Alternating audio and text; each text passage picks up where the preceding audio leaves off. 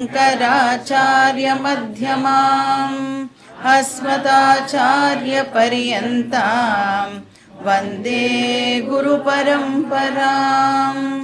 ॐ पार्थाय प्रतिबोधितां भगवता नारायणेन स्वयं व्यासेन घ्रथितां पुराणमुनिना मध्ये महाभारतम् अद्वैतामृतवर्षिणीं भगवतीम् अष्टादशाध्यायिनीम् अम्ब त्वामनुसन्ददामि भगवद्गीते भवद्वेषिणीम्।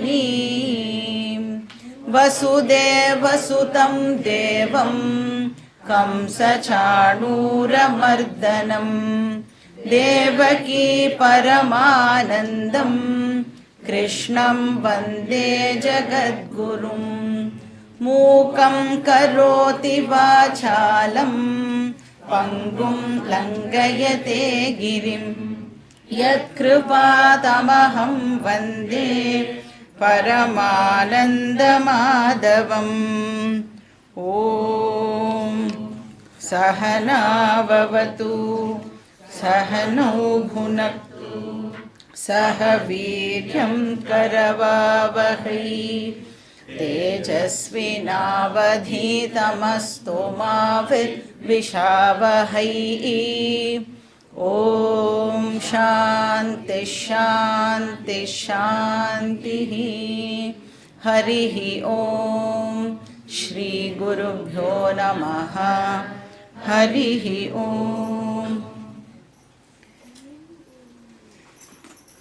லாஸ்ட் கிளாஸில் நாம் ஃபஸ்ட்டு சாப்டரை சக்ஸஸ்ஃபுல்லாக கம்ப்ளீட் பண்ணினோம். அதே மாதிரியே சக்ஸஸ்ஃபுல்லாக ரெண்டாவது சாப்டரையும் கம்ப்ளீட் பண்ணணும் அப்படின்னு பகவான்கிட்ட பிரார்த்தனை பண்ணிட்டு இந்த ரெண்டாவது அத்தியாயத்துக்குள்ளே நாம் நுழையலாம். இப்போ ஃபஸ்ட்டு சாப்டர் இந்த கீதா டீச்சிங்க்கான ஒரு பேக்ரவுண்டை கொடுத்தது அப்படின்னு நாம் பார்த்தோம். அர்ஜுனனுக்கு தனக்கு சம்சாரா அப்படிங்கிற டிசீஸ் இருக்குது அப்படின்னு காமிக்கிறதுக்கான ஒரு விஷயமாக அந்த யுத்த களம் இருந்தது அப்படின்னு பார்த்தோம். ஸோ அவனுக்கு அந்த சிம்டம்ஸ் தெரிய ஆரம்பிச்சுது. ஸோ அந்த சிம்டம்ஸோட விளைவாக இப்போ அவன் என்ன பண்ண ஆரம்பித்தான் அப்படின்னா, எது எல்லாம் கரெக்டோ அதெல்லாம் தப்பு அப்படின்னு முடிவு பண்ண ஆரம்பித்தான். ஸோ இந்த யுத்தமே இப்போது அதர்ம யுத்தம் அப்படின்னு கன்க்ளூட் பண்ணிட்டான். இதெல்லாம் நாம் ஃபஸ்ட் சாப்டரில் பார்த்தோம். சரி, இப்போ கிருஷ்ணர் அர்ஜுனனுக்கு டீச் பண்ண போகிறாரா அப்படின்னு கேட்டால், டீச்சிங்கை ரிசீவ் பண்ணணுன்னா ஃபஸ்ட்டு அர்ஜுனன் என்னவா ஆகணும்? ஸ்டூடெண்ட்டாக ஆகணும் இல்லையா? இப்போது யாரெல்லாம் தனக்கு ஆத்ம வித்யா வேணும் அப்படின்னு ஆசைப்படுறாளோ அவள் ஃபஸ்ட்டு ஸ்டூடெண்ட்டாக ஆகணும். இப்போ ஸ்டூடெண்ட்டாக ஆகிறதுக்கு ஒருத்தரும் ஒரு 4 ஸ்டேஜஸை க்ராஸ் பண்ணணும் அப்படின்னு பார்த்தோம். ஃபஸ்ட்டு ஸ்டேஜ் என்னது? எனக்கு சம்சாரா டிசீஸ் இருக்குது அப்படின்னா என்ன அர்த்தம்? எனக்கு நிறைய விஷயங்கள் மேலே அட்டாச்மெண்ட் ஆனது இருக்குது. எனக்கு தெரிஞ்சோ தெரியாமலோ நான் நிறைய விஷயங்கள் மேலேயோ இல்லை நிறையா மனுஷா மேலேயோ நான் ஒரு அட்டாச்மெண்ட்டை டெவலப் பண்ணி வச்சுட்டுருக்கேன். அதனால் என்ன ஆகிறது? நிறைய வாட்டி எனக்கு பிடிச்ச விஷயங்கள் என்னை விட்டு போகும்போதோ இல்லைனா எனக்கு பிடிக்காத விஷயங்கள் என்கிட்ட வரும்பொழுதோ என் மனசு சோகப்படுறது. அப்போ அந்த சோகத்தினால் என்ன ஆகிடுறது? நிறைய வாட்டி என்னுடைய புத்தி மந்தமாக போகிறதுனா என்ன அர்த்தம்? புத்தியில் இப்போது அந்த டெல்யூஷன் ஆனது ஏற்பட்டு குழப்பமானது ஏற்பட்டு நிறைய வாட்டி நான் என்னுடைய வாழ்க்கையில் தப்பாக டெசிஷன்ஸ் எடுத்திருக்கேன். இதை நாம் ஒருத்தரும் பண்ணியிருக்கோம் அப்படின்னு ஃபஸ்ட்டு ரெக்கக்னைஸ் பண்ணணும்.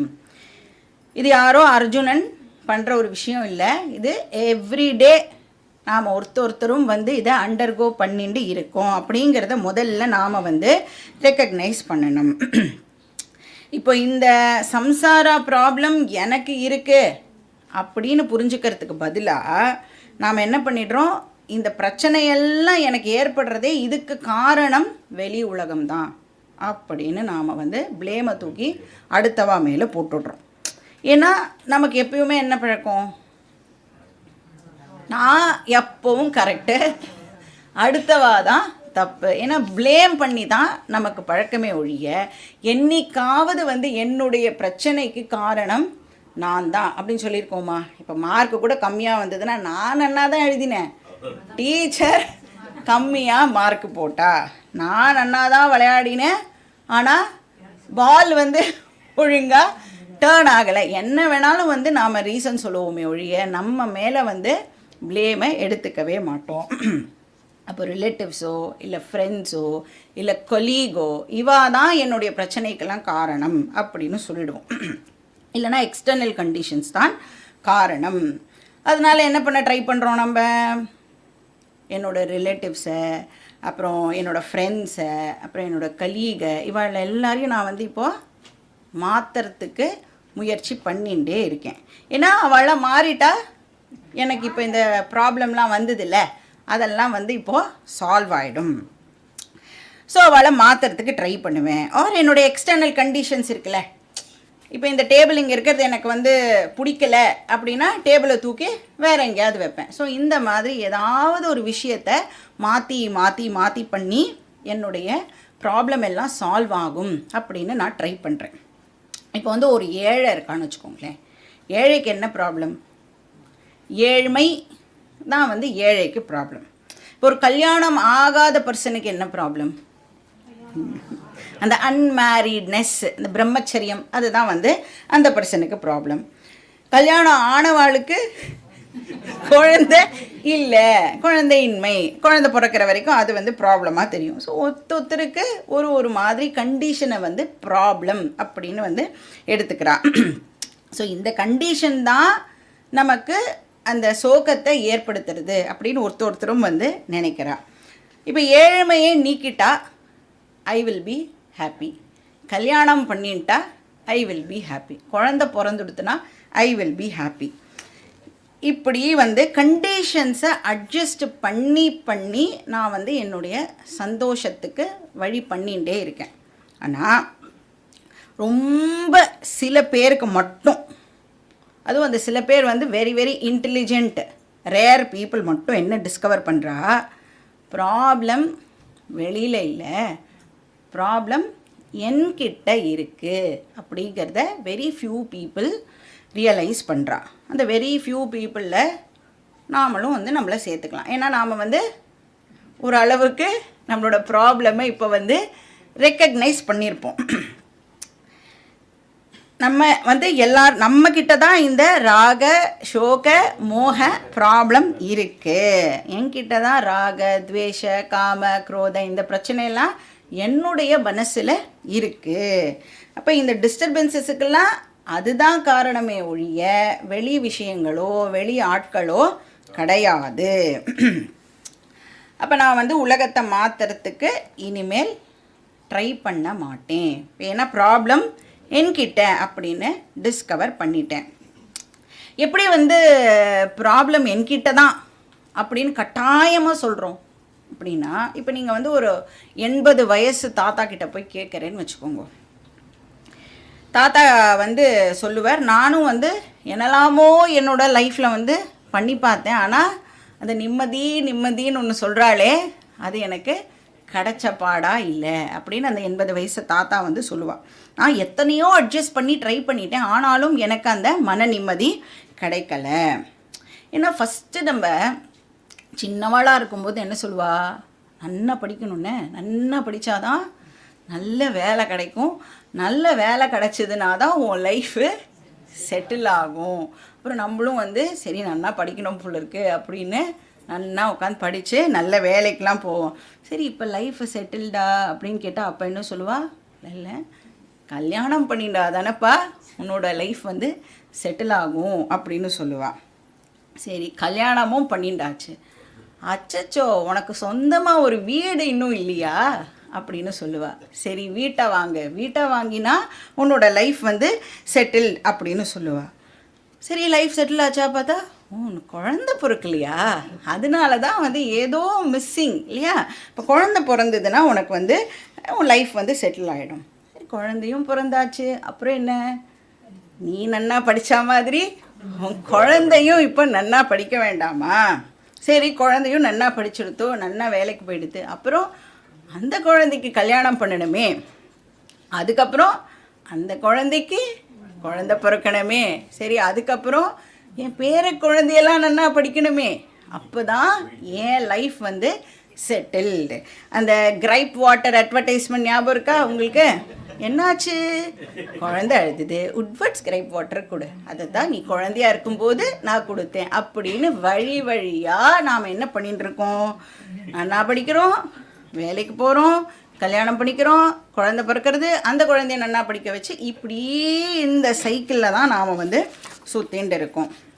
ஆனால் சாஸ்திரம் சொல்கிறது, பரீட்சலோகான் கர்மச்சிதான் பிராமணா நிர்வேதம் ஆயாத்.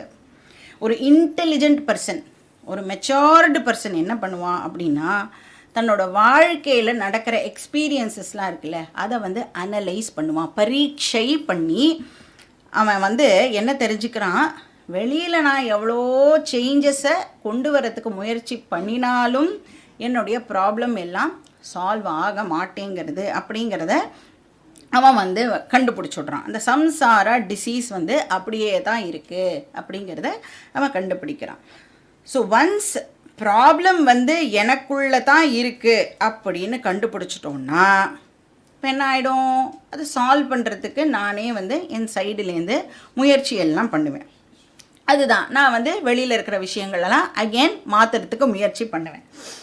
அப்போ கூட வெளியில் இருக்கிறத மாற்றத்துக்கு முயற்சி பண்ணுவேன். ஏன் அப்படின்னு சொன்னால், எனக்கு என்னை எப்படி மாற்றிக்கணும்னு தெரியாது. ப்ராப்ளம் வெளியில் இல்லை, உள்ளே தான் இருக்குன்னு கண்டுபிடிச்சாலும் இப்போ என்ன நான் எப்படி மாற்றிக்கிறது அப்படிங்கிறது எனக்கு தெரியலை. இந்த ஸ்டேஜ் தான் நம்ம செகண்ட் ஸ்டேஜ்னு சொல்கிறோம். அதுக்கு பேர் ஹெல்ப்லெஸ்னஸ். என்னாலேயே என்னுடைய ப்ராப்ளம்க்கு சொல்யூஷனை கண்டுபிடிக்க முடியலை. கார்பண்ய அவஸ்தா அப்படின்னு பேர் இதுக்கு. தைன்ய அவஸ்தா ஆர் கார்பண்ய அவஸ்தா, ஹெல்ப்லெஸ்னஸ். இப்போ ஒன்ஸ் ஒரு பர்சன் வந்து தனக்கு ப்ராப்ளம் இருக்குது, அப்புறம் அந்த ப்ராப்ளமை என்னாலேயே சால்வ் பண்ண முடியாது அப்படின்னு தெரிஞ்சின்றதுக்கு அப்புறம் அந்த பர்சன் இப்போது 3வது ஸ்டேஜுக்கு போகிறான். அந்த 3வது ஸ்டேஜுக்கு பேர் சரணாகதி. வெளி சோர்ஸுக்கிட்டேருந்து இப்போது ஹெல்ப்பை நான் வந்து தேடி போகிறேன். இதுக்கு நமக்கு நிறைய மெச்சூரிட்டி தேவைப்படுறது. இப்போ வந்து அந்த இன்டெலெக்சுவல் ஆனஸ்டி அப்படின்னு சொல்லுவாள். நான் வந்து எவ்வளோ பெரிய படிப்புலாம் படிச்சிருக்கலாம், நான் ஒரு பிஹெச்டியாக இருக்கலாம், நான் வந்து ஆஃபீஸில் பெரிய பொசிஷனில் இருக்கலாம், கார்ப்பரேட்டில் வந்து டாப் பொசிஷனில் இருக்கலாம், அப்படியெல்லாம் இருந்தாலும், ஏன் சயின்டிஸ்டாக கூட இருக்கலாம், அப்படியெல்லாம் இருந்தாலும் இந்த சம்சாரா ப்ராப்ளம் எனக்கு இருக்குது, அதுக்கு என்னாலேயே சொல்யூஷனை கொடுக்க முடியாது, அதனால நான் வேறு ஒரு தேர்டு பர்சன்கிட்ட போகணும், அவாக்கிட்டேருந்து நான் வந்து ஹெல்ப்பை எடுத்துக்கணும் அப்படின்னா எனக்கு அந்த அக்செப்ட் பண்ணுற, எனக்கு இது தெரியலை, ஐ ஆம் இக்னோரண்ட் அப்படின்னு ஒத்துக்கிறதுக்கு கட்டாயம் நம்மளுக்கு ஒரு மெச்சூரிட்டியானது தேவைப்படுறது. அப்போது ஒரு 3வது சோர்ஸுக்கிட்ட போய் நாம் வந்து ஹெல்ப்பை வந்து இப்போது தேடணும். ஐ ஆம் இக்னோரண்ட் அப்படின்னு ரொம்ப ரொம்ப வினயத்தோடு ஒத்துக்கணும், ரொம்ப ஹம்பிளாக, எனக்கு தெரியல, எப்படி நான் என்னை மாற்றிக்கணும்னு தெரியலை, ப்ளீஸ் எனக்கு சொல்லி கொடுங்கோ, ஹெல்ப் பண்ணுங்கோ அப்படின்னு ஒரு டீச்சர்கிட்ட போய் நாம் கேட்கணும். அதுதான் சரணாகதி அப்படின்னு சொல்லணும். டீச்சர்கிட்ட போய் சரண்டர் ஆகணும். ஐ ஆம் இக்னோரண்ட், ப்ளீஸ் எஜுகேட் மீ அப்படின்னு சொல்லணும். அப்புறம் 4வது ஸ்டேஜில் தான் இந்த ஆக்சுவல் நாலேஜ் விஷயம் வந்து ஆரம்பிக்கும். அந்த டீச்சிங் வந்து 4வது ஸ்டேஜில் நம்மளுக்கு கிடைக்கிறது. ஸோ இந்த 3 ஸ்டேஜஸையும் யார் ஒருத்தர் கோ த்ரூ பண்ணுறாளோ அவளுக்கு தான் இந்த கீதா ரிலவெண்ட்டாக இருக்கும். எனக்கு சம்சார ப்ராப்ளம் இருக்குது, எனக்கு என்னை எப்படி மாற்றிக்கணும்னு தெரியல, அதனால நான் ஒரு டீச்சர்கிட்ட போய் கேட்குறேன். இப்படின்ற 3 ஸ்டேஜஸும் யார் கோத்ரூ பண்ணுறாளோ அவளுக்கு தான் இங்கே கீதாவில் சொல்கிற விஷயங்கள் வந்து தனக்கு சொல்கிற மாதிரி இருக்கும். இல்லைன்னா வந்து இன்ட்ரெஸ்டிங்காக இருக்காது, ரிலவெண்ட்டாக இருக்காது. அப்போ எனக்கு என்ன ப்ராப்ளம் இருக்குது? ராக இருக்குது, ஷோகா இருக்குது, மோக இருக்குது அப்படின்னு யார் வந்து ஒத்துக்கிறாளோ, ரெக்கக்னைஸ் பண்ணுறாளோ அவளுக்கு தான் கீதா டீச்சிங் மீனிங்ஃபுல்லாக இருக்கும். இதை தான் வந்து வியாசர் இன்டைரக்டாக வந்து மகாபாரத கான்டெக்ஸ்ட் மூலமாக நமக்கு புரிய வைக்கிறார். இப்போ இந்த 3 ஸ்டேஜஸில் அர்ஜுனன் வந்து ஃபஸ்ட்டு ஸ்டேஜை மட்டும்தான் இப்போது அண்டர்கோ பண்ணியிருக்கான். அவன் என்ன ஐடென்டிஃபை பண்ணியிருக்கான்? எனக்கு ஏதோ ஒரு பிரச்சனை இருக்குது அப்படின்னு ஐடென்டிஃபை பண்ணிட்டான். இன்னும் அவன் அந்த ஹெல்ப்லெஸ்னஸ் இருக்குல்ல, அதை அவன் டிஸ்கவர் பண்ணலை. அதனால் இப்போ என்ன பண்ண ட்ரை பண்ணிகிட்டு இருக்கான்? எனக்கு ப்ராப்ளம் இருக்குது, அதனால் நானே எப்படியாவது இந்த பிரச்சனைக்கு சொல்யூஷனை கண்டுபிடிச்சிடுறேன் அப்படின்னு சொல்லி தான் கிருஷ்ணருக்கு என்ன பண்ணிகிட்டு இருக்கான்? இப்போது பெரிய லெக்சரை கொடுத்துட்டு இருக்கான்.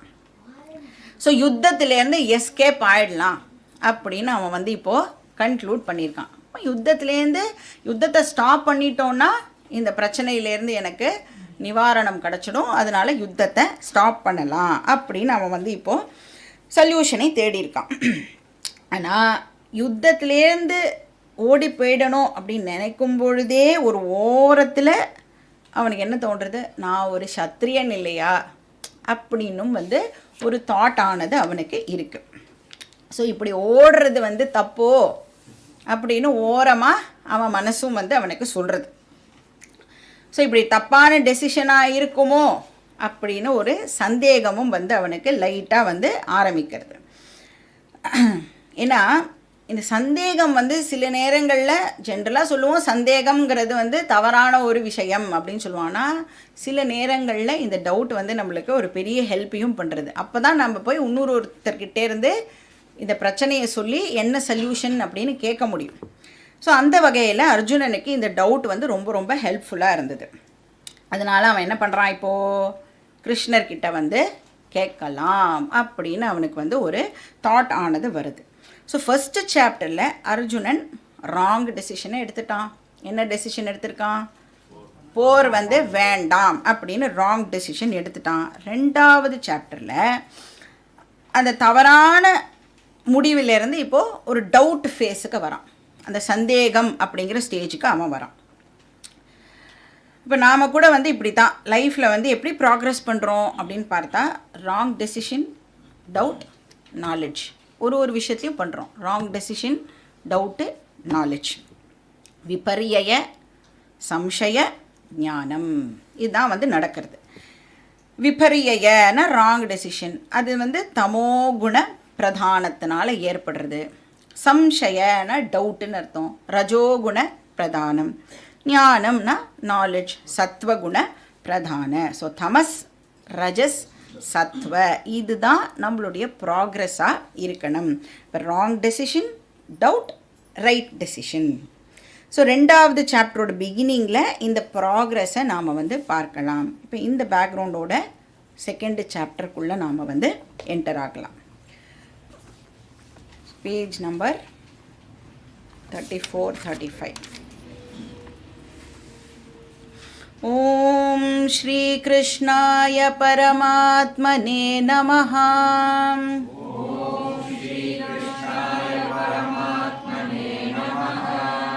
அத த்விதீயோऽध्यायः.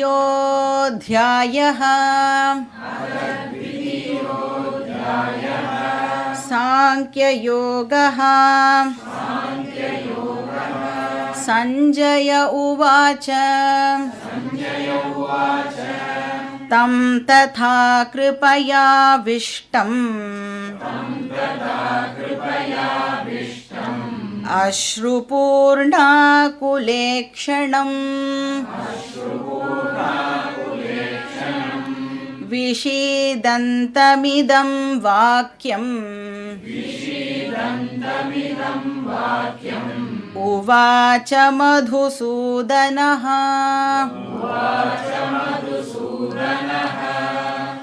இப்போ ஃபஸ்ட்டு சாப்டரோட எண்டில் நாம் பார்த்தோம், அர்ஜுனன் வந்து நிறைய லெக்சர்லாம் கொடுத்துட்டு கடைசியில் இப்போ என்ன பண்ணிட்டான், தன்னோட காண்டீவத்தெல்லாம் வந்து ஓரமாக வச்சுட்டு அப்படி அந்த தேர் தட்டில் சோகமே உருவான ஒரு பர்சனாக உட்காந்துன்னு இருக்கான் அப்படின்னு பார்த்தோம். அந்த வலியோட வேதனையோட அர்ஜுனன் வந்து உட்காந்துன்னு இருக்கான்.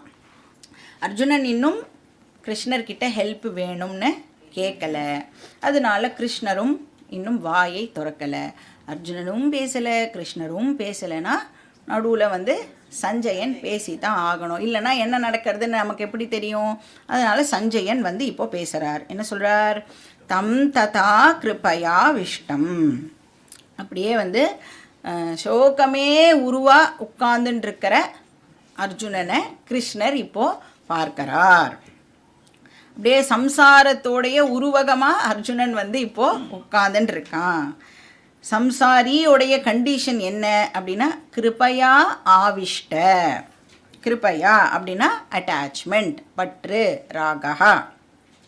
ஜென்ரலாக வந்து கிருபா அப்படின்னு சொன்னால் என்னென்னு எடுத்துப்போம்? நம்ம தயை அப்படின்னு எடுத்துப்போம்ல, கருணை அப்படின்னு எடுத்துப்போம். இந்த இடத்துல வந்து கருணை அப்படின்ற மீனிங்கை போட்டால் அர்த்தம் சரியாக வராது. அதனால வந்து கிருப்பையானா இன்னொரு மீனிங்கை தான் எடுத்துக்கணும், அட்டாச்மெண்ட் அப்படின்னு எடுத்துக்கணும். ஏன்னா தயை அப்படிங்கிறது வந்து ஒரு ஞானியுடைய குணாதிசயம் அப்படின்னு பார்த்துருக்கோம். பற்று அப்படிங்கிறது தான் சம்சாரியுடைய அஜ்ஞானியுடைய குணாதிசயம். அர்ஜுனன் வந்து இப்போ ஞானியா அஜ்ஞானியா? அர்ஜுனன் வந்து அஜ்ஞானி. அவனோட வீக்னஸை வந்து அவன் இப்போது எக்ஸ்ப்ரெஸ் பண்ணியிருக்கான். So கிருப்பான attachment. கிருப்பையா ஆவிஷ்டம், பற்றினால் மூழ்கி போயிருந்த அப்படின்னு அர்த்தம். ஆவிஷ்டம்னா அப்படியே அதுலேயே மூழ்கி போயிட்டான், ஓவர் பவர்டு அப்படின்னு அர்த்தம். இப்போ பற்று வந்து அவனை ஆட்கொள்கிறது அப்படின்னு சொல்லலாம். தயை அப்படின்னு சொன்னோன்னா அந்த இமோஷனை நான் கொண்டு வருவேன்.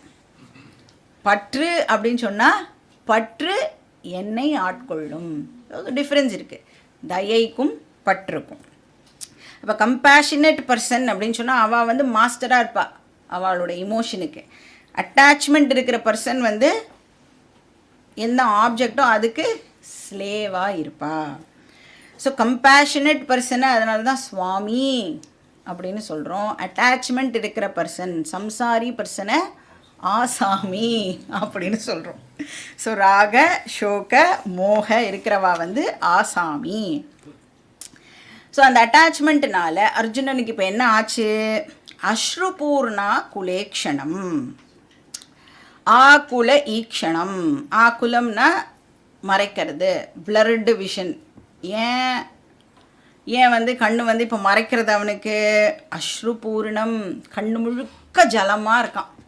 இப்போ நம்ம அழுதோன்னா அழ ஆரம்பிக்கும் போது எப்படி இருக்கும்? அப்படியே கொள்ளம் கட்டிட்டு கண்ணில் வந்து அப்படியே வந்து மறைச்சிடும்ல. அப்புறம் வேறு பார்க்கணும் நம்ம அழறத எல்லோரும் பார்க்குறாளான்னா தொடச்சிட்டு பார்த்தா தான் யாராவது பார்க்குறாளா இல்லையான்னு கூட நம்மளுக்கு தெரியும். அந்த ஃபஸ்ட்டு ஸ்டேஜில் வந்து கண் அப்படியே பிளர்ட் ஆகிடும் இல்லையா? அந்த மாதிரி இப்போ வந்து அர்ஜுனன் இருக்கான். அப்படியே கண்ணில் ஜலம் வந்து நிரம்பி இருக்கிறதுனால அவனால் சரியாக பார்க்க முடியலை. ஆகுல ஈக்ஷணம்னா பிளர்டு விஷன் அப்படின்னு அர்த்தம். கிருப்பயாவிஷ்டம் அது வந்து ராகாவை காமிக்கிறது, அட்டாச்மெண்ட்டை காமிக்கிறது. அஸ்ருபூர்ணா குலேக்ஷணம், அப்புறம் விஷீதந்தம். விஷீதந்தம்னா ஆல்ரெடி பார்த்துருக்கோம், சோகம் அப்படின்னு பார்த்துருக்கோம். அது ரெண்டும் வந்து அந்த ரெண்டாவது சோகத்தை குறிக்கிற சொற்களாக இருக்குது. அப்போ வந்து நம்ம பார்த்தோம் இல்லையா? இப்போ ஃபஸ்ட்டு சாப்டரில் சீதந்தி மம காத்ராணி முகம்ச்ச பரிசுஷ்யதி அப்படிலாம் பார்த்தோம். என்னோடய கால்லாம் நடுங்கிறது, கையெல்லாம் நடுங்கிறது, என்னால் எதுவுமே பண்ண முடியலை அப்படிலாம் சொன்னானே. அந்த புலம்பியெல்லாம் முடிச்சுட்டு இப்போ எப்படி இருக்கானா அர்ஜுனன்? கண்ணீரும் கம்பளையுமா உட்காந்துட்டு இருக்கான் அப்படின்னு சொல்கிறார். ஸோ இப்போ வந்து கிருஷ்ணர் என்ன பண்ணணும் அப்படின்னா, ஃபஸ்ட்டு அவன் அழுகையிலேருந்து அவனை வெளியில் எடுத்துன்னு வரணும் இல்லையா? முதல்ல அவனை தேத்தணும். என்னப்பா உன் கஷ்டம் அப்படின்னு கேட்டு அதுலேருந்து அவனை முதல்ல வெளியில் கொண்டு வரணும். ஸோ இப்போ வந்து கிருஷ்ணர் அதனால் வாயை திறந்து பேசுகிறார் அப்படின்னு சஞ்சயன் சொல்கிறான். மதுசூதனகா இதம் வாக்கியம் உவாச்ச. இப்போது மதுசூதனன் வந்து இவ்வாறு கூற போகிறார். மதுசூதனனா கிருஷ்ணர். மதுங்கிற அரக்கனை கொன்றவர், அதனால் மதுசூதனன் அப்படின்னு பேர். அவர் வந்து இப்போ இதை பேசுகிறார். ஸோ என்ன பேசுகிறார் அதை வந்து நம்ம படிச்சுட்டு பார்க்கலாம். ஸ்லோகா நம்பர் 2. ஸ்ரீ பகவானுவாச்ச குதஸ்த்வா கஷ்மலமிதம் விஷமே சமுபஸ்திதம் அநார்யஜுஷ்டமஸ்வர்க்யம் அகீர்த்திகரமர்ஜுன. இப்போ இந்த ஸ்லோகம் அப்புறம் அடுத்த ஸ்லோகம், இது ரெண்டுமே வந்து கிருஷ்ணர் சொல்கிற ஒரு விஷயமா இருக்குது. இது ரெண்டுத்துலேயும் வந்து கிருஷ்ணர் என்ன பண்ணுறார், அர்ஜுனனை திட்டுறார்.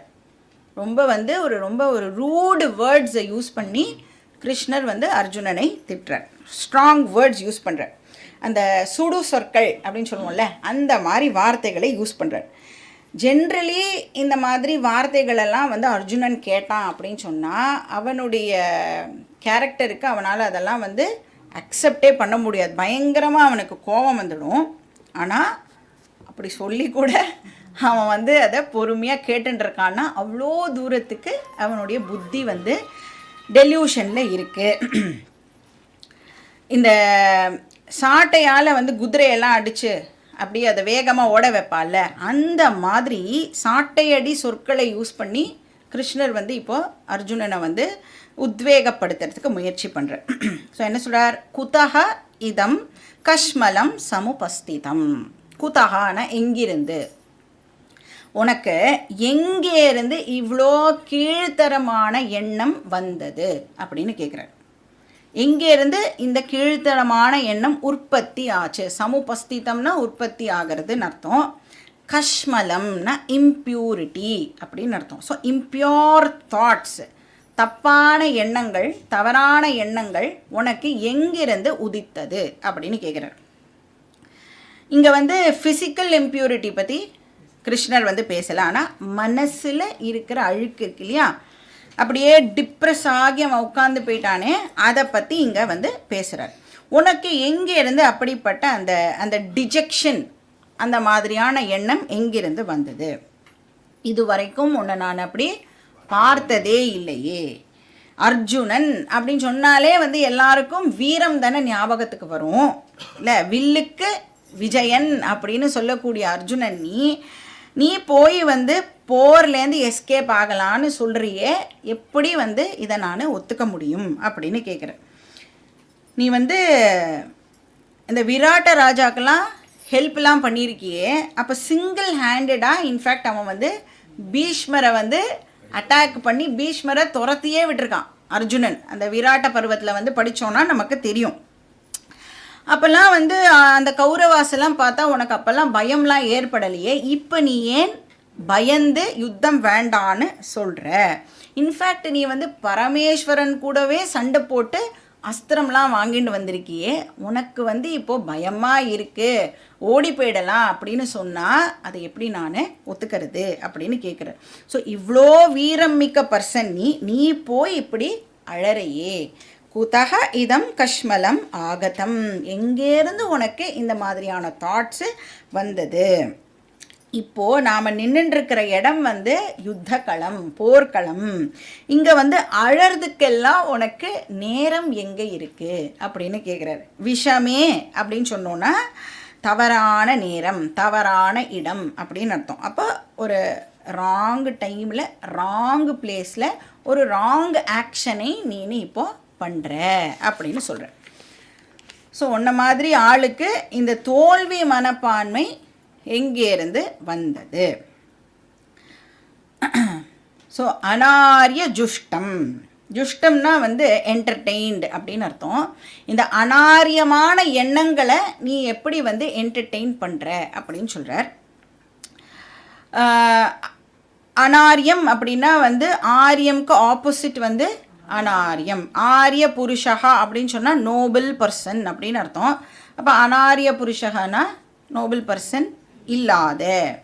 ஸோ நோபல் பர்சன்னா ஜென்ரலி என்ன அர்த்தம்? குணவான் அப்படின்னு அர்த்தம். இப்போ ஆரியன்ஸ் அப்படின்ன வார்த்தையை கேட்ட உடனே நமக்கு என்ன ஞாபகத்துக்கு வரும்? நம்மளுடைய ஹிஸ்ட்ரியில் நாம் படித்தோம்ல, என்ன படித்தோம்? Aryans came to India through Khyber Bolan pass அப்படின்னு நம்மளுக்கு ஞாபகத்துக்கு வரும்ல. ஏன்னா இங்கே வந்து முன்னாடி யார் இருந்தாலாம்? திராவிடியன்ஸ் இருந்தா, அப்புறம் ஆரியன்ஸ் வந்து பிராமின்ஸ்ன்னு சொல்கிறா. ஆனால் ஆரியன்ஸ் அடித்து துரத்தி திராவிடியன்ஸை வந்து இது பண்ணா அப்படின்னு சொன்னால் அங்கேயே வந்து நிறைய முரண்பாடுகள்லாம் இருக்குது. இதெல்லாம் வந்து நாம் இந்த ராங் ஹிஸ்ட்ரியிலேருந்து படித்து தெரிஞ்சுட்ட விஷயங்கள் இல்லையா. ஆரியன் அப்படின்னு சொன்னால் என்ன அர்த்தம்? கர்த்தவ்யம் ஆச்சரன் கர்ம, அகர்த்தவ்யம் அனாச்சரன், திஷ்டதி பிரகிருதிச்சாரே சக வக ஆரிய இதி ஸ்மிருதா. ஆரியன் அப்படின்னு சொன்னாலே அது கேரக்டர் பற்றி பேசுகிற ஒரு வார்த்தை. அதுக்கும் அந்த ரேஸுக்கும் சம்பந்தம் கிடையாது. அது வந்து ஏதோ ஒரு எத்னிசிட்டி கிடையாது. அது வந்து இட்ஸ் அ கேரக்டர், நோபல் கேரக்டர்னு அர்த்தம். யார் ஒருத்தர் தான் செய்ய வேண்டியதை எந்த விதமான முணுமுணுப்பும் ஆர் புலம்பலோ இல்லாமல் தனக்கு பிடிச்சிருக்கோ பிடிக்கலையோ அது வந்து அந்த வேலையை நான் பண்ணணும் அப்படின்னா யார் அப்படி பண்ணுறாளோ அவளுக்கு பேர் ஆரியன் அப்படின்னு பேர். இது பிடிச்சிருக்கு பிடிக்காதது அப்படின்லாம் யார் பார்க்க மாட்டாளோ அவளை ஆரியன் அப்படின்னு சாஸ்திரம் சொல்கிறது. லைக்ஸ் அண்ட் டிஸ்லைக்ஸ் இல்லாத ஒரு பர்சன். அதே மாதிரி அகர்த்தவ்யம் அனாச்சரன், எது பண்ணக்கூடாதோ அதையும் அவர் பண்ண மாட்டா.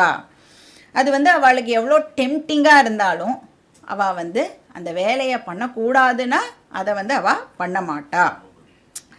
ஸோ யார் ஒருத்தர் தான் என்ன பண்ணணுமோ அதை எந்த விதமான ராகத்வேஷமும் இல்லாமல் பண்ணுறாளோ, அண்ட் எதை பண்ணக்கூடாதோ அதை பண்ணாமல் இருக்காளோ அவள் வந்து ஆரியன். திஷ்டதி பிரகிருதாச்சாரே, யார் ஒருத்தர் வந்து ஆச்சாரத்தோடு கூடிய வாழ்க்கையை வாழுகிறார்களோ. ஆச்சாரம்னா என்ன அர்த்தம்? டிசிப்ளின்டு லைஃப்னு அர்த்தம். நாட் த மடி ஆச்சாரம். ஆச்சாரம்னா டிசிப்ளின்டு லைஃப். சக ஆரியக இதி ஸ்மிருதா. அப்படிப்பட்ட கல்ச்சர்டு பர்சன், டிசிப்ளின்டு பர்சனே ஆரியகா. ஸோ இது வந்து ஒரு ரேஸை குறிக்கிற வார்த்தை கிடையாது. இது குணத்தை குறிக்கிற வார்த்தை. அது குணத்தை குறிக்கலைன்னா அர்ஜுனனை பார்த்து எப்படி கிருஷ்ணர் கேட்க முடியும்? அர்ஜுனன் ஒரு சத்திரியன். இப்போ என்ன கேட்குறார்? எப்படி நீ அனாரியமாக யோசிக்கிற அப்படின்னு கேட்குறாருன்னா அது வந்து கட்டாயம் ரேஸை குறிக்கிற சொல்லாக இருக்கவே முடியாது இல்லையா. ஸோ இங்கே என்ன சொல்கிறார்? அனாரிய ஜுஷ்டம். எப்படி உனக்கு இந்த மாதிரியான தாட்டு ஏற்பட்டது? டியூட்டியை பண்ணாமல் கைவிட்டுடணும் அப்படின்ற மாதிரியான தாட்ஸ்லாம் உனக்கு எங்கேருந்து வருது அப்படின்னு கேட்குறார். நீ ஒரு சத்திரியன், சத்திரியனோட டியூட்டியே என்னது? சண்டை போடுறது தான் உன்னோட டியூட்டி. அதை பற்றி நீ வந்து பேடாக ஃபீல் பண்ணுறதுக்கு இங்கே என்ன இருக்குது அப்படின்னு கேட்குறார். நீ டியூட்டியிலேருந்து எஸ்கேப் ஆகணும்னு நினச்சா நீ அனாரியகா அப்படின்னு சொல்கிற. அனாரிய ஜுஷ்டம் இதம் கஷ்மலம். அது மட்டும் இல்லை, இது அதர்மமும் கூட அப்படின்னு சொல்கிறார். அதனால் என்னவா? அஸ்வர்கியம். அது வந்து உனக்கு புண்ணிய பலத்தை கொடுக்காதுன்னு சொல்கிறார். நீ வந்து இப்போ வார்லேருந்து எஸ்கேப் ஆகி போயிடலான்னு சொல்கிறியே, அந்த ஆக்ஷன் உனக்கு புண்ணிய பலத்தை கொடுக்காது. அது அதர்மமான செயலாக இருக்கிறதுனால கட்டாயம் அவனுக்கு அதனால் என்ன கிடைக்கும்? பாபமானது உனக்கு ஏற்பட போகிறது. அஸ்வர்க்கியம், பாபம் ஏற்படும். ஸ்வர்க்கத்துக்கெல்லாம் நீனு போக மாட்டே. ஸ்வர்க்கத்துக்கு எப்போ போக முடியும்? நம்மளால் நிறைய புண்ணியம் இருந்தால் தான் ஸ்வர்க்கத்துக்கு போக முடியும் இல்லையா. இப்போ இவன் வந்து வார்லேருந்து எஸ்கேப் ஆகிறது ஒரு பாபமான செயலாக இருக்கிறதுனால உனக்கு ஸ்வர்க்கம் எல்லாம் கிடைக்காது அப்படின்னு சொல்கிறார். அது மட்டும் இல்லை, அகீர்த்திகரம் அர்ஜுன. அகீர்த்தி நமக்கே புரியும். கீர்த்தினா புகழ், அகீர்த்தினா இகழ். உனக்கு அது வந்து இகழ்ச்சியை தரப்போகிற ஒரு விஷயமா இருக்குது. நீ வந்து உன்னுடைய இவ்வளோ நாள் சம்பாதிச்சு வச்ச புகழெல்லாம் நீ வந்து இழக்க போகிற. எப்படி உனக்கு இந்த மாதிரி இந்த நெகட்டிவ் தாட்ஸ் எல்லாம், எதிர்மறையான எண்ணங்கள் எல்லாம் எப்படி உனக்கு உற்பத்தி ஆகிறது அப்படின்னு கிருஷ்ணர் வந்து கேட்குறார். அடுத்த ஸ்லோகம், ஸ்லோகா நம்பர் 3. क्लैभ्यं मा स्मगमः पार्थ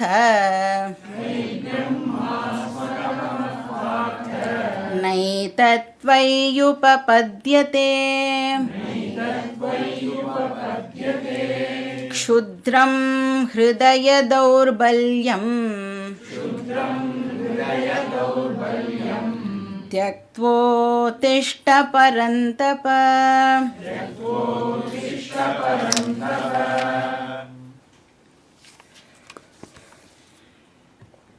ஸோ இதுவும் வந்து இன்னும் கூட கொஞ்சம் ஒரு ஹார்ஷ் வேர்ட்ஸை வந்து யூஸ் பண்ணுறாருங்க.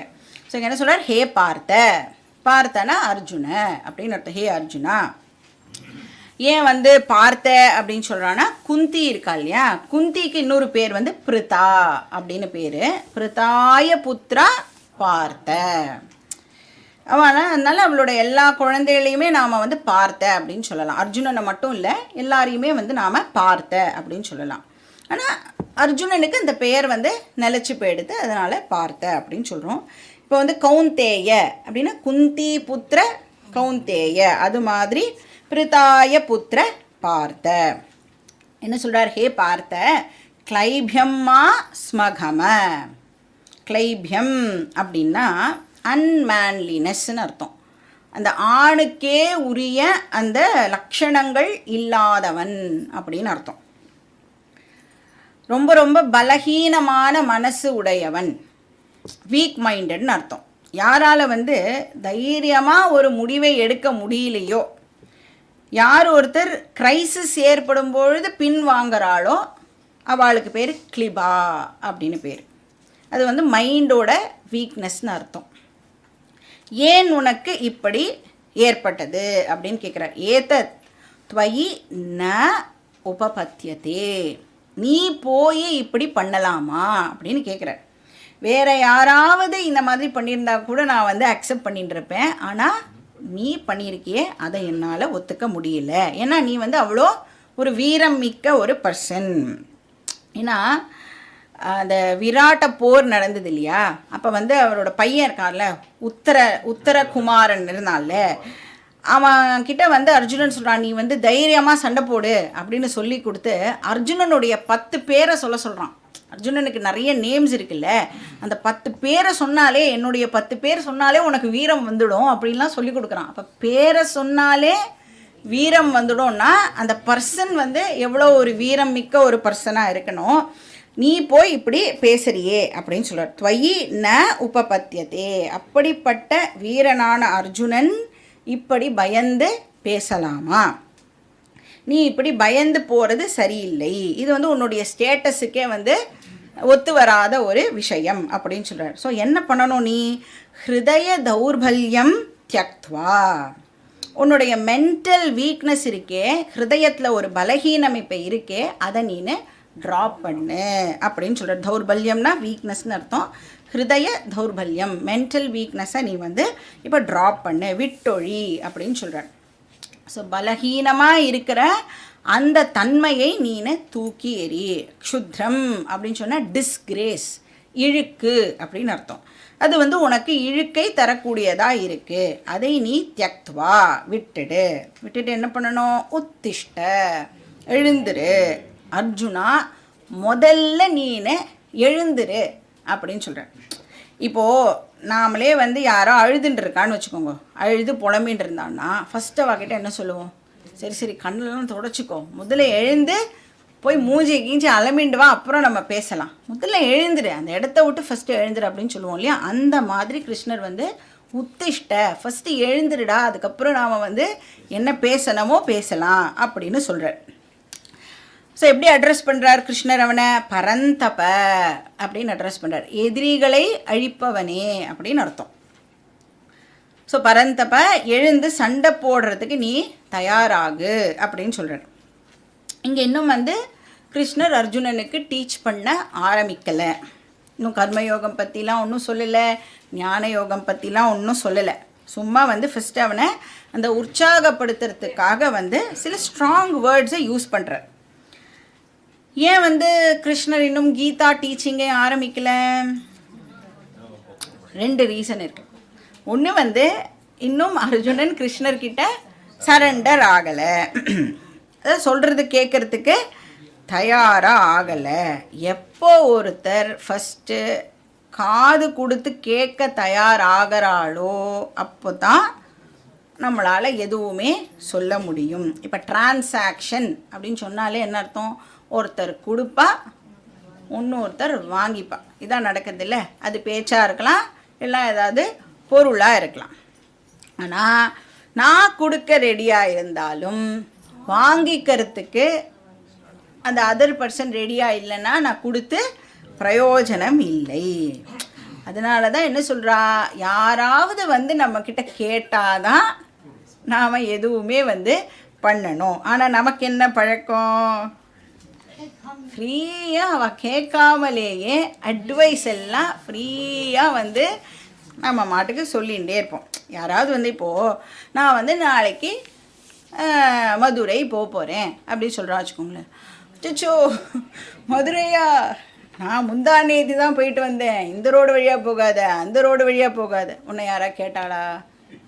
நான் போகிறேன் அப்படிங்கிற ஒரு இன்ஃபர்மேஷனை மட்டும்தான் சொல்கிறேன். ஆனால் நாம் என்ன நினச்சிக்கிறோம், நம்மக்கிட்ட வந்து ஏதோ எதிர்பார்க்குறா போல இருக்குது, நம்ம அது ரிலேட்டடாக நிறைய இன்ஃபர்மேஷன் கொடுக்கணும் அப்படின்னு நினைக்கிறோம். ஆனால் இதில் என்ன தெரிஞ்சுக்கணும், யார் வந்து கேட்குறாளோ அவளுக்கு மட்டும்தான் நாம் எந்த ஒரு விஷயத்தையுமே சொல்லணும். ஏன்னா வேர்ல்ட்லேயே ரொம்ப ரொம்ப கஷ்டமான விஷயம் என்ன அப்படின்னா, ஒருத்தர் சொல்லி இன்னொருத்தர் கேட்குறது. அதுவும் கிளாஸ் அட்டென்ட் பண்ணுற மாதிரி நிஜமாலே எனக்கு தெரியும், நானும் அங்கே உட்காந்து அட்டென்ட் பண்ணியிருக்கேன். ரொம்ப ரொம்ப கஷ்டமான விஷயம் வந்து இந்த கிளாஸ் அட்டென்ட் பண்ணுறது. பாக்கி நேரத்தில் கூட நம்ம ஏதாவது பேசிடலாம். இங்கே என்ன சொல்லியிருக்கோம், நம்ம வாயே திறக்கக்கூடாது, டீச்சர் மட்டும்தான் பேசுவா, நம்ம அப்படியே வந்து புரியறதோ புரியலையோ கேட்டுக்கணும் அப்படின்னு. So very very difficult. அதனால் கிருஷ்ணர் வந்து இதெல்லாம் கிருஷ்ணருக்கு தெரியும்ல, அதனால் அவர் இன்னும் அட்வைஸ்லாம் பண்ண ஆரம்பிக்கலை. ஏன்னா ஆப்போசிட் பார்ட்டி இன்னும் ரெடி ஆகலை. அண்ட் ரெண்டாவது என்ன ரீசன் அப்படின்னா, அர்ஜுனன் வந்து இன்னும் தன்னுடைய மனசில் இருக்கிற இந்த சொச்ச மொச்ச இதெல்லாம் வந்து இன்னும் அவன் வந்து கொட்டி தீர்க்கலை. அவன் வந்து ஒரு 75% தான் வந்து கொட்டியிருக்கான். இன்னும் 25% வந்து அவன் மனசில் வந்து பாக்கி வச்சுட்டு இருக்கான். ஃபஸ்ட்டு சாப்டரில் நிறைய உளறிட்டான். ஆனால் கிருஷ்ணருக்கு தெரியறது இல்லை இன்னும் இது முடியலை. அந்த வந்து எரிமலையெல்லாம் வெடித்து செதறும் போது நீங்கள் பார்த்துருக்கீங்களா, செதறிடும். அதுக்கப்புறம் கொஞ்சம் நேரம் கழித்து செகண்ட் வேவ் இப்படி மெதுவாக வரும். அந்த மாதிரி அர்ஜுனனுக்கு இன்னும் கொஞ்சம் ஃபீலிங்ஸ் எல்லாம் உள்ளே இருக்குது அப்படின்னு கிருஷ்ணருக்கு வந்து தெரிஞ்சிடுது. இப்போ வந்து சப்போஸ் இதுக்கே வந்து கிருஷ்ணர் வந்து கீதாவை ஸ்டார்ட் பண்ணியிருந்தார் அப்படின்னா என்ன பண்ணியிருப்பான் அர்ஜுனன்? ஸ்டாப், உன்னோட இதெல்லாம் நான் இப்போ எங்கே கேட்டேன், எனக்கே தெரியும் அப்படின்னு சொல்லி பேசி முடிச்சுட்டு போயிருப்பான். அதனால கிருஷ்ணர் வந்து இன்னும் கொஞ்சம் நேரம் டைம் கொடுக்குறார். உன்னோட இமோஷன்ஸ் எல்லாம் கொஞ்சம் பேலன்ஸ்லாம் இருந்ததுன்னா அதெல்லாம் நீ வந்து வெளியில் எடு அப்படின்னு சொல்கிறார். இப்போது நம்மக்கிட்ட வந்து யாராவது பிரச்சனை அப்படின்னு சொல்லி வரான்னு வச்சுக்கோங்க, நிறைய பேர் வந்திருப்பா, நம்மக்கிட்ட வந்து அட்வைஸ் கேட்டிருப்பா, ஹெல்ப்லாம் கேட்டிருப்பா. அப்போ வந்து என்ன பண்ணணும், நம்ம அவள் பிரச்சனை அப்படின்னு வந்தால், சப்போஸ் அவள் வந்து ஒரு 30 வருஷ கதையை சொன்னாதான் அவளோட பிரச்சனையை நம்மளால் புரிஞ்சிக்க முடியும் அப்படின்னா அவளும் என்ன பண்ணுவாள், 1930 என்ன ஆச்சு தெரியுமா அப்படின்னு ஆரம்பிப்பா. அதெல்லாம் சொல்லி பிரச்சனை வரைக்கும் சொல்லிடுவா. அதுக்கப்புறம் சரி நான் கிளம்புறேன் அப்படின்னு போயிடுவா. என்கிட்ட பிரச்சனைன்னு வந்து நான் இன்னும் ஒன்றுமே சொல்லலையேன்னா அவளே வந்து அவளுக்கு பிரச்சனைக்கு தீர்வு கிடச்சிடுது அப்படின்னும் வந்து எழுந்து போகிறவா நிறைய பேர் இருக்கா. ரொம்ப சில பேர் தான் வந்து உண்மையாகவே வந்து இவகிட்ட கேட்டால் ஏதாவது நம்மளுக்கு நல்லது சொல்லுவா அப்படின்னு வெயிட் பண்ணி அந்த பிரச்சனையை சொல்லி பேசுறதுக்கு டைம் கொடுக்கணும்ல. நீ சொல்லிவிட்டு நீயே எழுந்து போயிட்டேன்னா எனக்கு டைமே கொடுக்கலன்னா நான் எப்படி வந்து உனக்கு சொல்யூஷனை கொடுக்க முடியும்? அப்போ அந்த மாதிரி டைம் கொடுத்தாதான் கிருஷ்ணராலையும் வந்து இப்போ ஏதாவது பேச முடியும். அப்போ 2 ஸ்லோகம் தான் வந்து கிருஷ்ணர் வந்து சொல்கிறார். சொல்லிவிட்டு திருப்பியும் அவனுக்கான டைமை கொடுக்குறார். அதனால அவன் வந்து விட்டது தொட்டதெல்லாம் திருப்பியும் வந்து ஆரம்பிக்கிறான். எங்கே விட்டானோ அங்கேருந்து மறுபடியும் வந்து ஸ்டார்ட் பண்ணுறான். ஸோ நமக்கு மட்டும் இந்த மாதிரி சில நுணுக்கங்கள்லாம் தெரிஞ்சு கொடுத்துனா, யார் யார்கிட்ட எப்படி எப்படி பேசணும் அப்படின்னு தெரிஞ்சு கொடுத்துனா நம்ம வந்து ஹாப்பி லைஃப்பை லீட் பண்ணலாம். இல்லைன்னா என்ன இருக்கும், எல்லாம் இவ்வளோ வந்து நான் அவளுக்கு பண்ணியிருக்கேன், அப்போ கூட அவள் வந்து என்னை சரியாகவே வந்து ட்ரீட் பண்ண மாட்டேங்கிறேன். இப்படிலாம் ஏன் பேசுகிறோன்னா நம்மளுக்கு அடுத்த வாழை ப்ராப்பராக ஹேண்டில் பண்ணுறதுக்கு தெரியலை. ஆனால் கிருஷ்ணருக்கு பக்காவாக எல்லாம் தெரிஞ்சின்றதுனால அவர் வந்து இப்போ அந்த திருப்பி உசுப்பி விடுறாரு அப்படின்னு கூட சொல்லலாம். உசுப்பி விட்டுட்டு என்ன சொல்கிறான் பார்க்கலாம் அப்படின்னு வெயிட் பண்ணுறார். அர்ஜுனன் என்ன சொல்கிறான்? Page number 36-37 shloka number 4. Arjun उवाच कथं भीष्ममहं संख्ये द्रोणं च मधुसूदन इषुभिः प्रतियोत्स्यामि पूजार्हा वरिसूदन. ஸோ மறுபடியும் தேஞ்ச ரெக்கார்டை அவன் வந்து ஸ்டார்ட் பண்ணுறான். கதம் அகம் பீஷ்மம் துரோணம் ச பிரதியோத்ஸ்யாமி. நான் எப்படி வந்து பீஷ்மருக்கும் துரோணருக்கும் எதிராக சண்டை போடுறது. பூஜாரஹா அப்படின்னா அவள் வந்து பூஜிக்க தகுந்தவர்கள் அப்படின்னு அர்த்தம். அவளோட போய் நான் எப்படி சண்டை போடுறது. பூஜாராகவ்னா 2 பேர் இருக்கிறதுனால பீஷ்மர் அண்ட் துரோணர் 2 பேருமே வந்து பூஜிக்க தக்கவர்கள். ஃபஸ்ட்டு சாப்டரில் என்ன சொல்கிறான்? என் மைண்ட் ரொம்ப கிளியராக இருக்குது, அந்த கிளியர் மைண்டோடு யோசிக்கும் பொழுது அவளோட ஃபைட் பண்ணாமல் இருக்கிறது தான் நல்லதுன்னு எனக்கு தோன்றுறது அப்படின்னு சொன்னான் இல்லையா. இஷுபிஹி பிரதியோத்ஸ்யாமி. இஷுபிஹினா அம்புகள் அப்படின்னு அர்த்தம். இஷுனா அம்பு, இஷுபிஹி அப்படின்னு சொன்னால் அம்புகளினால் நான் வந்து எப்படி அவளை வந்து தாக்குவேன், எப்படி ஃபைட் பண்ணுவேன். அரிசூதனா அப்படின்னு அவன் வந்து கிருஷ்ணரை அட்ரஸ் பண்ணுறான். அரிசூதனானா அரக்கர்களை அழித்தவனே, மதுசூதனானா மதுங்கிற அரக்கனை அழித்தவனே, அரிசூதனானா ஜென்ரலாக அரக்கர்களை அழித்தவனே. என்ன சொல்ல ட்ரை பண்ணுறான்? கிருஷ்ணா உனக்கு ப்ராப்ளம் இல்லை, நீ அழிக்கிறவாள்லாம் அரக்கனாக இருக்கான், நான் இப்போ அழிக்கணுமே, அவள் வந்து அரக்கர்கள்லாம் கிடையாது, ரொம்ப நல்லவா அப்படிங்கிறத இப்போ வந்து அவன் பாயிண்ட் அவுட் பண்ணுறான். ராட்சசர்கள்லாம் இல்லை, இவாள்லாம் பூஜிக்கப்பட வேண்டியவர்கள், என்னுடைய குரு, நான் எப்படி வந்து இவாளை அழிக்கிறது அப்படின்னு சொல்கிறான். அடுத்த ஸ்லோகம், ஸ்லோகா நம்பர் 5. गुरून् हत्वा हि महानुभावान्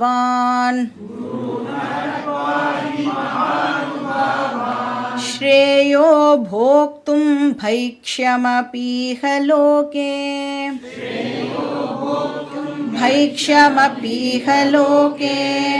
हत्वार्थकामांस्तु गुरूनिहैव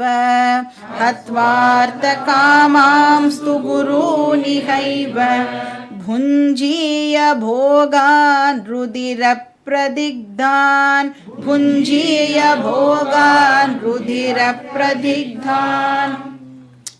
இப்போ சப்போஸ் அர்ஜுனன் வந்து சண்டை போடாமல் விட்டுட்டான் அப்படின்னு சொன்னால் அவனுக்கு இப்போ என்ன ஆப்ஷன் அவைலபிளாக இருக்குது அப்படின்னு யோசிக்கிறான். இப்போது நம்ம வந்து சப்போஸ் சண்டையெல்லாம் போடாமல் போர் வேண்டாம் அப்படின்னு போயிட்டோம்னா what is the option left அவனுக்கு?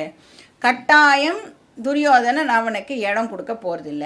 ஏன்னா அவள் ஆல்ரெடி வந்து ஒரு ஊசி முனை அளவு கூட உனக்கு நான் வந்து லேண்டு கொடுக்க மாட்டேன்னு சொல்லிட்டா. இப்போ சண்டையே அதுக்காக தான் போடுறான். அந்த சண்டையை ஸ்டாப் பண்ணிவிட்டு சப்போஸ் அவன் போயிட்டான்னா மறுபடியும் எங்கே போயாகணும்? அவன் காட்டுக்கே தான் மறுபடியும் போயாகணும். காட்டுக்கு போயாச்சுன்னு சொன்னால் அகெயின் அவன் ஒரு வானப்பிரஸ்தா லைஃபையோ சன்னியாசி லைஃபையோ தான் இப்போ ஆரம்பிக்கணும். என்ன கிடைக்கிறதோ அதை சாப்பிட்டு தான் இப்போ அவன் உயிர் வாழணும். ஸோ பிக்ஷால தான் இப்போ அவன் உயிர் வாழணும். ஆனால் அது வந்து பாபகர்மா. ஏன் பிக்ஷா வந்து பாபகர்மா? கிரகஸ்தனாக இருக்கிறவன் ஒரு நாளைக்கும் பிக்ஷால வாழக்கூடாது, உழைச்சி சாப்பிடணும். யாருக்கு பிக்ஷா அலௌடுனா பிரம்மச்சாரி அண்ட் சன்னியாசிக்கு தான் பிக்ஷா அலௌட். வேணுன்னா வானப்பிரஸ்தாவை நாம் வந்து சேர்த்துக்கலாம். ஏன்னா ஒரு சன்னியாசிக்கு ஒரு ப்ரில்யூடு மாதிரி இருக்கிற ஒரு ஸ்டேஜ் அவளை சேர்த்துக்கலாம். ஆனால் கட்டாயம் ஒரு கிரகஸ்தா வீடு வீடாக போய் யாச்சகம் கேட்டு சாப்பிடக்கூடாது. இந்த உபநயனம் ஆன உடனே நீங்கள் பார்த்தீங்கன்னா அந்த குழந்தை வந்து கேட்கும்ல, பவதி பிக்ஷாம் தேஹி அப்படின்னு ஃபஸ்ட்டு யார்கிட்ட கேட்கணும்? அம்மா கிட்ட தான் கேட்கணும். ஏன் அம்மாவை வந்து சூஸ் பண்ணியிருக்கா? ஏன்னா ஃபஸ்ட்டு அட்டெம்ப்டே ஃபெயிலியர் ஆகிடக்கூடாது அப்படிங்கிறதுக்காக. ஏன்னா அம்மா என்ன பண்ணுவா, கட்டாயம் அந்த குழந்தைக்கு கொடுப்பா இல்லையா? ஏன்னா அதுக்கப்புறம் போகிற வீட்டிலலாம் கொடுப்பாளோ மாட்டாளோ தெரியாது, ஆனால் கட்டாயம் அம்மா வந்து கொடுத்துருவாங்கிறதுனால ஃபஸ்ட் அட்டெம்ப்ட் ஃபெயிலியராக இருக்கக்கூடாதுங்கிறதுக்காக அம்மா கிட்ட கேட்க சொல்கிறான். ஸோ பிரம்மச்சாரியோட லைஃப்பில் பிக்ஷா தான் இருக்கணும். வானப்பிரஸ்தா கூட ஓகே பிக்ஷாவில் வாழலாம், சன்னியாசியும் பிக்ஷாவில் தான் வாழணும். ஆனால் கிரகஸ்தா இருக்காளே அவள் பிக்ஷாவில் வாழக்கூடாது. எல்லாருமே பிக்ஷை எடுத்து சாப்பிட்டோன்னா யார் போடுறது சாப்பாடு? இல்லை, யாராவது ஒருத்தர் இருந்தால் தானே போய் நான் பவதி பிக்ஷாம் தேகினா போடுறதுக்கு ஒரு ஆள் ஃபஸ்ட்டு ரெடி பண்ணிக்கணும் நம்ம இல்லையா? அந்த ஆட்கள் வந்து கிரகஸ்தாசிரம ஆட்கள். ஸோ அவள் வந்து பிக்ஷாவில் வாழக்கூடாது. அப்படி வாங்கி சாப்பிட்டானா அது வந்து பாபகர்மா, ஒமிஷன் ஆஃப் டியூட்டி இருக்குல்ல, அதில் வந்துடும், பிரத்யவாய பாப்பம் வந்து ஏற்பட்டுடும். இப்போ அர்ஜுனன் வந்து இப்போ டோட்டலாக ஒரு கன்ஃபியூஸ்டு ஸ்டேட்டில் இருக்கிறதுனால பீஷ்மர் அண்ட் துரோணரை கொல்றது பாப்பம் அப்படின்னு சொல்கிறான். அப்புறம் பிக்ஷை எடுத்து சாப்பிட்டா பாப்பம்னு சொல்கிறான். இப்போ 2 பாப்பம் வந்து இப்போ எனக்கு முன்னாடி இருக்குது. இந்த 2 பாப்பத்தில் எது கம்மி பாப்பமோ அதை நம்ம சூஸ் பண்ணலாம் அப்படின்னு வந்து அர்ஜுனன் இப்போ யோசிக்கிறான். இப்போது நமக்கு கூட லைஃப்பில் வந்து ரெகுலராக வந்து சாய்ஸ் எடுக்க வேண்டிய சுச்சுவேஷன் வரும் இல்லையா? எதுக்கு 2த்துக்கும் வரும்னா, ஒரு கெட்ட ஆக்ஷனுக்கும் இன்னொரு கெட்ட ஆக்ஷனுக்கும் நடுவில் எந்த கெட்ட ஆக்ஷனை சூஸ் பண்ணலாம் அப்படின்னு தான் நம்மளுக்கு சாய்ஸ் இருக்கும். ஏன்னா ஒரு கெட்ட ஆக்ஷன் ஒரு நல்ல ஆக்ஷன்னா கண்ணை மூடிட்டு வந்து நல்ல ஆக்ஷனை நாம் வந்து சூஸ் பண்ணின்னு போயிடுவோம். ஆனால் ஜென்ரலி நீங்கள் நல்லா யோசிச்சு பாருங்கோ, 2 கெட்ட ஆக்ஷனுக்குள்ளே எது கம்மியாக நம்மளுக்கு பிரச்சனை கொடுக்கும் அப்படிங்கிறது தான் நம்ம வந்து சூஸ் பண்ண வேண்டியதாக இருக்கும். அது மாதிரி இங்கே அர்ஜுனனுக்கு வந்து இந்த பீஷ்மாதி வதம் ஆர் பைக்ஷியம் இது 2மே பாப்பம். இது 2த்தில் எதை நான் சூஸ் பண்ணுறது அப்படின்னு அவனுக்கு ஒரு டைலமா இப்போ இருக்குது. ஸ்ரேயோ போக்தும் பைக்ஷம பீஹ லோகே.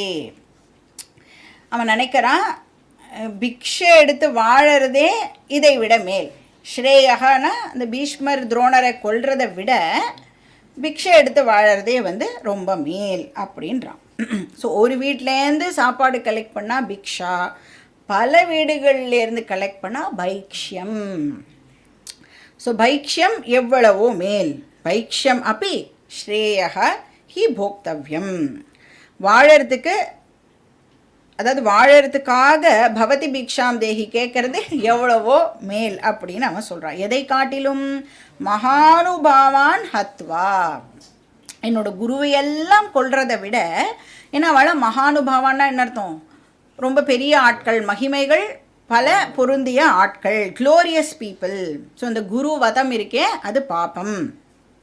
ஹத்வார்த்த காமாம்சு குரு நிகைவ. சப்போஸ் நான் வந்து இப்போ இந்த போர்லாம் பண்ணி அந்த போரில் நான் வந்து குருவை வந்து கொன்னுட்டேன் அப்படின்னு சொன்னால் ஒரு பக்கம் என்ன ஆகும்? இவளை வந்து ஜெயிக்கிறதுனால கட்டாயம் எனக்கு ராஜ்யம் கிடச்சிடும். இப்போ இந்த காட்டிலலாம் வாழ வேண்டாம், நான் வந்து திருப்பியும் என்னுடைய பேலஸுக்கே வந்துடலாம், மாட மாளிகைகள்லாம் எனக்கு கிடைக்கும். ஆனால் குருவை வதம் பண்ணுறதுனால கட்டாயம் எனக்கு பாப்பம் வந்து ஏற்படும். அது மட்டும் இல்லை, இந்த ராஜ்யம்லாம் எனக்கு கிடைக்கிறதே இதை என்னால் எப்படி சந்தோஷமாக அனுபவிக்க முடியும்? ஏன்னா அந்த ராஜ்யம் எப்படிப்பட்ட ராஜ்யமாக இருக்கும்? ருதிர பிரதிக்தான், இரத்தத்தால் தோஞ்ச ஒரு ராஜ்யமாக தானே அது இருக்கும். டெயின்டட் பை பிளட், அந்த மாதிரியான ஒரு ராஜ்யமாக தானே அது இருக்கும். அதில் வாழறதுனால எனக்கு என்ன சந்தோஷமானது கிடைக்கும் அப்படின்னு கேட்குறான். ஸோ இன்னும் வந்து அந்த ராங் டெசிஷன்லேயே வந்து அர்ஜுனன் ரொம்ப ரொம்ப அடமெண்ட்டாக இருக்கான். அப்போ ராங் டெசிஷன் வந்து டவுட்டுக்கு ப்ராக்ரஸ் ஆகிற வரைக்கும் டீச்சிங் இஸ் நாட் பாசிபிள். கொஞ்சம் கொஞ்சமாக வந்து அந்த ப்ராக்ரஸ் ஆனது ஏற்படுறது. பாக்கி டீட்டெயில்ஸ் நம்ம நெக்ஸ்ட் கிளாஸில் பார்க்கலாம். ஓம் பூர்ணமதః பூர்ணமிதம் பூர்ணாத் பூர்ணமுதச்யதே பூர்ணஸ்ய பூர்ணமாதாய பூர்ணமேவாவசிஷ்யதே. ஓம் சாந்தி சாந்தி சாந்தி. हरिः ॐ श्रीगुरुभ्यो नमः. हरिः ॐ.